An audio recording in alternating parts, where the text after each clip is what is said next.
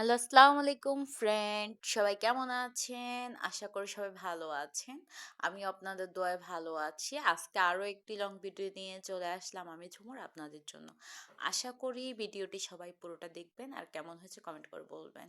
তো প্রতি সময় তো আপনাদের সাথে আমি ড্রয়িং শেয়ার করি। আজকে ভাবলাম কোনো ড্রয়িং না। আজকে আমি যা রান্না করব সব রেসিপিগুলো আপনাদের সাথে শেয়ার করব। তো আমি আজকে মাটির চুলাতে রান্না করতেছি, দেখতেই পারতেছেন।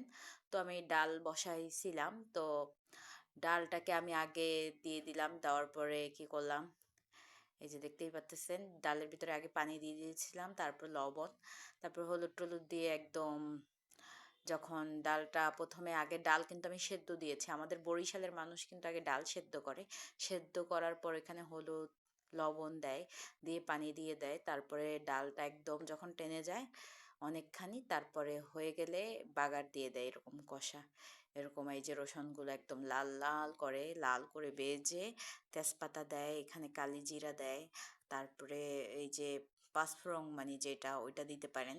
তো দেওয়ার পরে এগুলো তারপর ভেজে একদম এইখান থেকে দিয়ে দিই। আমি যেহেতু এক হাতে মোবাইল এক হাতে ভিডিও করতেছিলাম, তাই চাইলেও কিন্তু ঢেলে দিতে পারি নাই, তাই কি করলাম, এই যে এরকম করে আস্তে আস্তে করে পেজগুলো ঢেলে দিয়েছি খুন্তির সাহায্যে। ভিডিও না করলে একসাথেই দিয়ে দিতাম, কারণ আমি একা মানুষ কয় দিকে করব, এই আর কি। তো আমি এখানে এই যে চাল কুমড়া যেটা বলে, তো এগুলো আমি চিংড়ি শুটকি দিয়ে রান্না করতেছি। এই যে দেখেন, এটা হচ্ছে চাল কুমড়ার জন্য। তো চিংড়ি শুটকি, পেঁয়াজ, হলুদ, কাঁচামরিচ না সরি গুঁড়ো মরিচ, তারপরে ওই যে জিরা, তারপরে ধনিয়া, এগুলোর গুঁড়ি সব মিক্স করে একসাথে এই দিয়ে দিয়েছি লবণ। তো আমি খুব ভালো করে কষাচ্ছি, অনেক বেশি কষাইতে হবে। তো এই যে দেখতেই পাচ্ছেন কষানোর পরে আমি এখানে চাল কুমড়াটা দিয়ে দিলাম। তো আমি এখানে কিন্তু ৩-৪ কষানি দিয়েছি। কষাইতে হয় ভালো করে, তরকারি যত মজা সব হচ্ছে কষানির উপরে আর আপনার রান্নার উপরে ডিপেন্ড করবে। তো সব কিছু দিয়ে দিয়েছি, দিয়ে কষাইতেছি। তারপরে কষানো শেষ হয়েছে, তারপর পানি দিয়ে দিলাম এখানে। তো পানি দেওয়ার পরে আমি কিন্তু মোবাইলটা রেখে দিয়েছিলাম, কারণ কারণ হাতে যেহেতু কষ্ট, তো তারপরে আবার নিলাম, নেওয়ার পরে আপনাদের সাথে আবার শেয়ার করতেছি। এই যে হয়ে এসেছে আমার চাল কুমড়াটা, খুবই সুন্দর দেখেন, কি সুন্দর। আর এই যে এখন দিয়েছি কাঁচামরিচ, রসুন, তারপরে বোম্বাই মরিচ দিয়েছি। তো এখানে একদম লাল করে ভেজে নিব, বাদামি কালার করে। তো এখানে আমি একটু হলুদও দিয়ে দিলাম। তো এখানে আমি কি করব বলেন তো, আমি এখানে পুঁই শাক রান্না করব। পুঁই শাক তো আমরা সবাই চিনি। পুঁই শাক আজকে আমি ভাজি করব, সবসময় রান্না করি, আজকে ভাবলাম আমি ভাজি করি পুঁই শাক। তো সব তো ঝোল হলে ভালো হবে না, ডাল আছে আবার মাছ আছে। তো ভাবলাম যেহেতু ডাল আছেই, তো পুঁই শাকটা ভাজিই করি। তো ভাজি করতেছি, একদম ভাজিটা কিন্তু পুঁই শাকের খুব মজা, খুবই ভালো লাগে, রান্নাটাও ভালো লাগে, আমার পুঁই শাক ভাজিও ভালো লাগে, খুবই ভালো লাগে। তো ভাজিটা দেখেন একদম কি সুন্দর হয়েছে, দেখলেই খেতে ইচ্ছা করে পুঁই শাকের ভাজি। অনেকেই আছে পুঁই শাক পছন্দ করে। আমরা কিন্তু পুঁই মাছ একটা গল্পও শুনেছিলাম। তো এখন আমি কি করব, এই যে মাছ ভাজি করব। তো মাছ ভাজির জন্য কিন্তু তেল দিয়ে দিয়েছি কড়াইতে, এই যে কড়াইতে তেল দিয়ে দিলাম, তারপরে এই যে মাছ দিয়ে দিচ্ছি আস্তে আস্তে করে, দেখতেই পাচ্তেছেন। তো মাছগুলা দিয়ে এরকম ভেজে নিচ্ছি লাল লাল করে টকটকা।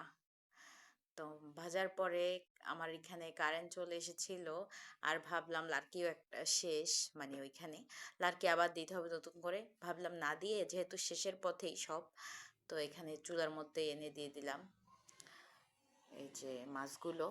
তো মাছ ভুনা করার জন্য আমি এখানে পেঁয়াজ মরিচ যেখানে যা লাগে সব আগেই রেখে দিয়েছিলাম বাটিতে, কারণ আমি একদম লাস্ট মানে সময় এসে পড়েছে, তাই তাড়াহুড়ো করছি, কারণ গোসল করতে হবে উঠান বাড়ি ঝাড়ু দিয়ে।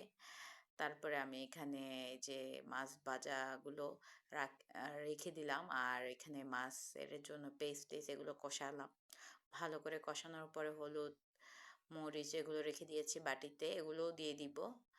তো এই আর কি, এগুলো সুন্দর করে কষাতে হয়, না হলে কিন্তু ভালো করে না কষালে এই রসুনের ঘ্রাণ, তারপরে হলুদ, কাঁচা হলুদ টলুদ এগুলো ঘ্রাণ আসে, তো খাওয়ার সময় ভালো লাগে না। ভালো করে কষালে কিন্তু গ্রানও আসে আর ভালোও লাগে। তো আমি এগুলো ভালো করে কষাচ্ছি একদম, রসুন পেস্ট টেস্ট দিয়ে, কাঁচামরিচ, লবণ। তো খুব সুন্দর করে কষিয়েছি। কষানোর পর এখন আমি এখানে কাঁঠালের বিচি রেখে দিয়েছিলাম আগেই বেজে, তো ওগুলো দিয়ে দিব আর বেগুন দিয়ে দিব। তো কাঁঠালের বিচিগুলো দেখেন কালারগুলো কি সুন্দর, দেখলেই খেতে ইচ্ছা করে। তো কাঁঠালের বিচি দিয়ে দিলাম আর এখানে বেগুন দিয়ে দিয়েছি। তো এগুলো দেওয়ার পরে আবার কষিয়ে নিচ্ছি। কষানোর পরে এখানে আমি পানি দিয়ে দিলাম।